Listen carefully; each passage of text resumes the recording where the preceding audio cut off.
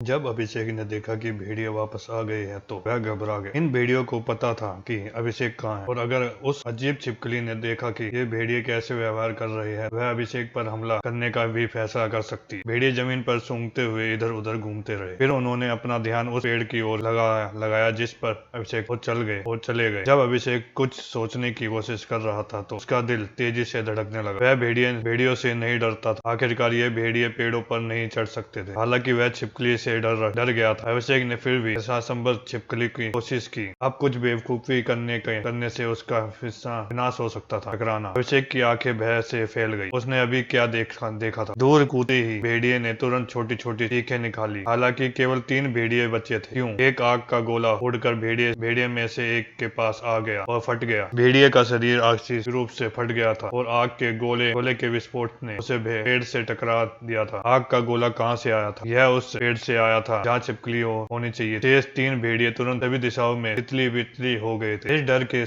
डर से कि जिसने भी उसके एक साथी को मारा डाला था। आखिरकार भेड़िए मुश्किल जीवन से चिपक रहा था, लेकिन कोई फायदा नहीं था। भले ही अब उस पर किसी और ने हमला कर न किया हो, फिर भी वह मर जाएगा। अभिषेक अभी भी उस पर विश्वास नहीं कर पा रहा था जो उसने अभी देखा। क्या छिपकली ने आग का गोला दागा था? क्या इसलिए वह सुअर मुकाबला करने में इतना आश्चर्य था? फिर अभिषेक ने छिपकली को अपने पेड़ से नीचे फिसलते हुए देखा और वह अपने लंबे पैरों के साथ आधी मृत्यु भेड़िए के पास चली गई। छिपकली ने भेड़िए की गर्दन पर काट लिया, जिससे धीरे धीरे उसका दम घुट गया। मौन। अभिषेक ने देखा कि छिपकली उसके पेड़ के ठीक बगल में भेड़िए से कैसे लिपटी रही थी। वो अभिषेक थोड़ा उत्तेजित हो गया। यदि वह अभी नीचे कूदा तो वह छिपकली को बाहर निकाल सकता है। वो दोनों लाशों पर अपना दावा कर सकता है। अभिषेक के पास एक दिन के लिए पर्याप्त भोजन था, लेकिन उससे लंबे समय तक जीवित रहने की आवश्यकता थी। भोजन इस समय उसके लिए एक गंभीर मुद्दा थी। जब अभिषेक इस बात पर बहस कर रहा था कि उसे नीचे कूदना चाहिए या नहीं, तो उसने अपना बचाव चाकू तैयार कर लिया। अब तक भेड़िए हिल नहीं रहा था, लेकिन छिपकली यह करना चाहती थी कि भेड़िए मर चुका है। इस वजह से छिपकली भेड़िए का गला दबाती रही। अभिषेक चिचकता रहा। अभिषेक ने अपना चाकू तैयार किया और फिर उसने इस दूर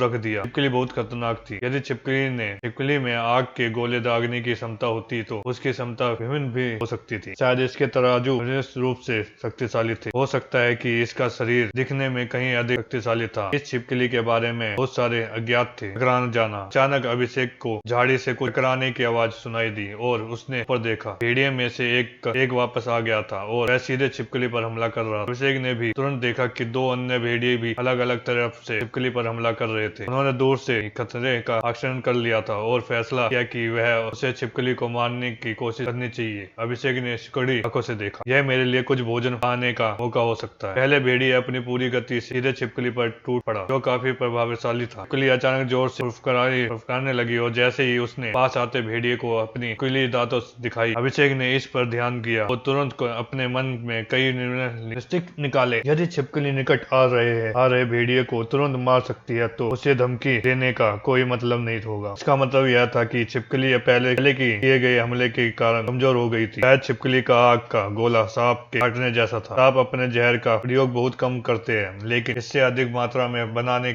में बहुत अधिक ऊर्जा लगती है। टकराना। हालांकि भेड़िए के चेहरे पर एक और आग का गोला लगा। इस बार अभिषेक ने आग का गोला साफ देख लिया था। आग का गोला केवल 5 सेंटीमीटर की दूरी पर था, लेकिन उसने काफी तेजी से भेड़िए पर हमला किया था। जब आग का गोला भेड़िए पे टकराया तो वह भयंकर रूप से फट गया। भेड़िए के सिर का आधा हिस्सा नष्ट हो गया था, जिससे वह ठन खाकर जमीन पर गिर पड़ा। हालांकि कुछ आश्चर्यजनक हुआ। अन्य 2 भेड़िए ने हार नहीं मानी। इससे अभिषेक को झटका लगा। उसके 2 साथी पहले से ही मर चुके थे, तो फिर वे छिपकली को मारने पर इतने अड़े क्यों हैं? यह सामान्य जंगली जानवरों का व्यवहार नहीं था। अन्य 2 भेड़िए छिपकली के पास पहुंचे और वह एक हिंसक और तीखी कार के साथ वापस चल पड़ी। फिर तो अफरा तफरी मच गई।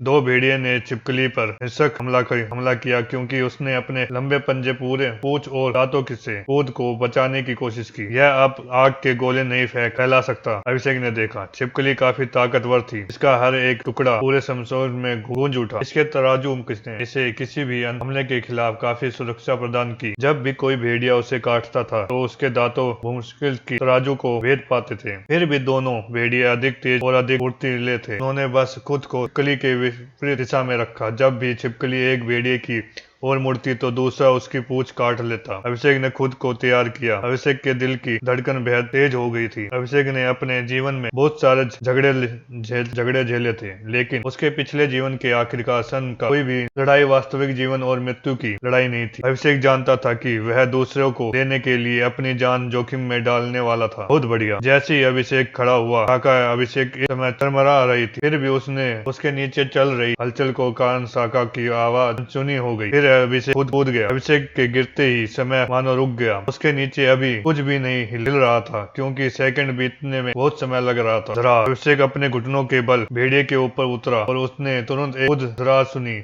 और महसूस की। तो भाग्य से यह दरार उसके अपने शरीर से नहीं आई। अभिषेक के गिरने की ताकत के कारण भेड़िए तेजी से एक तरफ गिर गया और नए कोने के कारण अभिषेक का घुटना भेड़िए की उंगलियों तक पहुंच गया। दरार। अभिषेक ने घुटने के नीचे पसली की हड्डी खिसक गई और अभिषेक को महसूस हुआ कि गिरने का बल उसके अपने शरीर पर लगा है। तो भाग्य से उसका शरीर केवल कुछ मिनट की दूरी से गिरने का प्रतिरोध करने के लिए पर्याप्त रूप से फिट था। अभिषेक का शरीर एड्रेनालाइन से भर गया था और उसने तुरंत अपना जीवन चाकू उठाया और भेड़िए की गर्दन में घुसा दिया। चाकू भेड़िए की गर्दन में ऐसे घुसा गया जैसे उसका अस्तित्व ही न हो। जाहिर है चाकू निर्मित गुणवत्ता का नहीं था।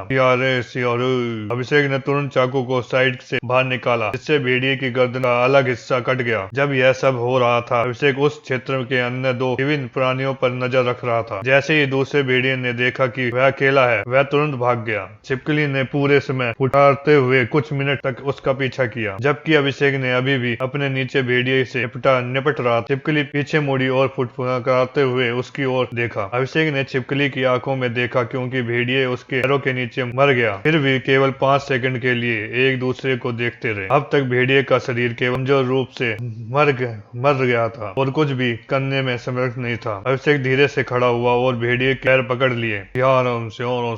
जैसे ही अभिषेक भेड़िए को अपने पेड़ की ओर खींचा, जमीन पर कुछ सोचने की आवाज सुनाई दी। जब अभिषेक ऐसा कर रहा था तो छिपकली उस पर पुकारती रही। फिर भी छिपकली ने अभिषेक पर हमला कर दिया।